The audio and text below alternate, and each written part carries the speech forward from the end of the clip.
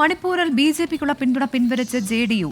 ഒരു സീറ്റാണ് ജെ.ഡി.യുവിന് മണിപ്പൂരിലുള്ളത്. വിനീത ബി.ജി ഡൽഹിയിൽ നിന്ന് ചേരുകയാണ്. വിനീത, ഈ ഒരു പിന്തുണ പിൻവലിച്ചത് കൊണ്ട് എനിക്ക് തോന്നുന്നു മണിപ്പൂരിൽ കാര്യമായിട്ടുള്ള പ്രശ്നങ്ങൾ ഉണ്ടാകില്ല. പക്ഷേ കേന്ദ്ര സർക്കാരിനെ സംബന്ധിച്ച് പറയുകയാണെങ്കിൽ അവരുടെ ശക്തമായ ഒരു കൂട്ടുകെട്ടാണ് ജെ.ഡി.യുമായി അവർക്കുള്ളത്. അപ്പോൾ ഒരു സന്ദേശമുള്ള രീതിയിലാണോ ഈ നടപടി? എന്താണ് കൂടുതൽ വിവരങ്ങൾ?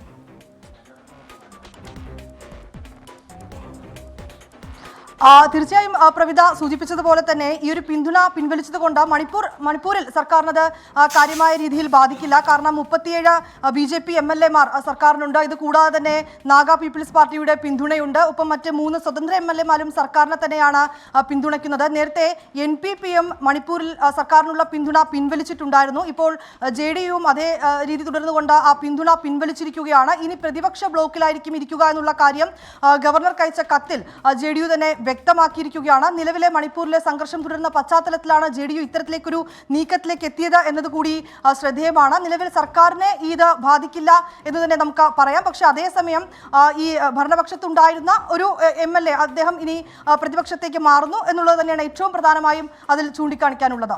പ്രവിത. ശരി, വിനീത ബി.ജി ആണ് വിവരങ്ങൾ നൽകിയത്. പ്രധാനപ്പെട്ട ഒരു രാഷ്ട്രീയ വാർത്തയാണ്. അത് മണിപ്പൂരിൽ നിന്നാണ് വന്നത്.